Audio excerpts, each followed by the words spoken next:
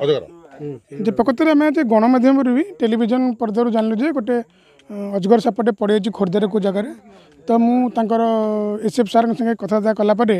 से जगार आड्रेसटा कहले आम आसिक फरेस्ट स्टाफ मान सागर आसिक पहुँचला बेलू प्रकृति अंधार कमिगला लाइट जेहेतु को भितर एत आलोकित नुहे तापर कोटी प्राय 40 फुट तले जाकि पानी अच्छी पानी गभीर में मापिलु प्राय 5 फुट पानी अच्छी तो ये बड़ बाउंस गोटे सेमती मिलूनी जे आम कौन फास पकई आने भाया सुविधाटी ना तेणु करके आपाततः आम गोटे सुखिया डाल भांगी पकई देचु से आश्रय नहीं तापर रही आटलिस्ट जो ठंडा पानी रे जो शीतर राति से जो कष्ट पाई था आटलिस्ट से ऊपर भासी पार आउे काली एवं जाकि फायर ब्रिगेड सागर कोर्डिनेशन करूँ फरेस्ट वाला आम मिसिकी जमी सका आम 9टा बा 10टा कम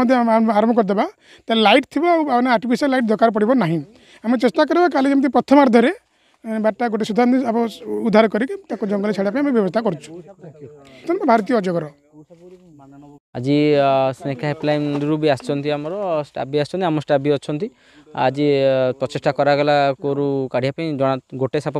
थी बोली खबर मिलता पर देखा जना पड़ा 2टी साप अच्छी एवं आम प्रचेषा चलैचु एवं काली भी आउ थे माने उद्यम करा एवं फायर भी हेल्प करने भी आज कहबू से मैंने आसिले मिलित भाव में आम काढ़ा उद्यम आमर गोटे रॉक पाइथन आ गोटे कहते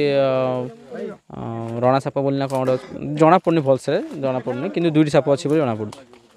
गोटे जना पड़ू।